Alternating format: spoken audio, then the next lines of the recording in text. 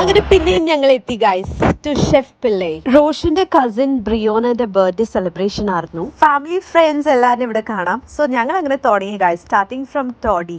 ഉഗ്രൻ ബഫറ്റ് ആയിരുന്നു ഇവിടെ അറേഞ്ച് ചെയ്തിട്ടുണ്ടായത്. ഇവിടെ കാണാം ഒരുപാട് ഐറ്റംസ് ഓഫ് സാലഡ്സ്, പപ്പഡ്സ്, നാടൻ ഐറ്റംസ്, വായിൽ കപ്പൽ ഊറുന്നുണ്ട് ഇതൊക്കെ കാണുമ്പോൾ. അത് മാത്രമല്ല ഉപ്പിലിട്ട വിഭവങ്ങൾ ഇവിടെ കാണാം. Carrot, onion, beetroot, mango, pineapple, ഒരുപാട് ഉപ്പിലിട്ട ഐറ്റംസ് ഇവിടെ ഉണ്ടായി ഗൈസ്. സോ ഇതൊക്കെയാണ് salad section.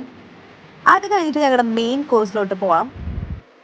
So starting from sea food പുട്ടാണ് ഗൈസ്. അതിൻ്റെ കൂടെ അപ്പം, പൊറോട്ട, വെള്ളപ്പം, പായംപൊരി ബീഫ്, ഒരുപാട് കോമ്പിനേഷൻസ് അവൈലബിൾ ആയിരുന്നു.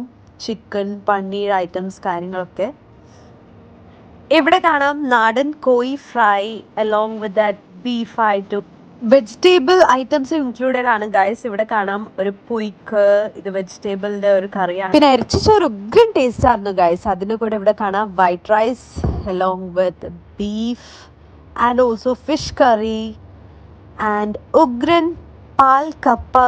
അടിപൊളിയായിരുന്നു ഗൈസ്, പാൽ കപ്പ വിത്ത് ബീഫ്. അങ്ങനെ ഒരു നല്ലൊരു സേമിയ പായസം ആൻഡ് ഫൈനലി ഐസ്ക്രീം. ഇതൊക്കെയായിരുന്നു ബഫറ്റ്. സോ ഇതാണ് ഇവിടുത്തെ ഇന്റീരിയർ ഗൈസ്. ഇവിടെ കാണാം നല്ല സ്പേസ്, ഡൈനിങ് സ്പേസ് അവൈലബിൾ ആണ്. സോ ഞങ്ങൾ അങ്ങനെ തുടങ്ങി, started with salads and starter.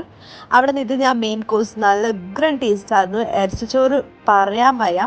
Non veg plated fish, meat, chicken, lamb എല്ലാം ആയിട്ടുണ്ടായി. സോ ഞങ്ങൾ ഫുഡൊക്കെ കഴിച്ച് നല്ല സ്വീറ്റ് ഡെസേർട്ട് ടൈം ആയിരുന്നു. നല്ല സേമിയ പായസം വിത്ത് ഐസ്ക്രീം ഒക്കെ കഴിച്ചു. ഇവിടെ കാണാം എല്ലാവരും ഭയങ്കര ഹാപ്പിയാണ് ഗൈസ്.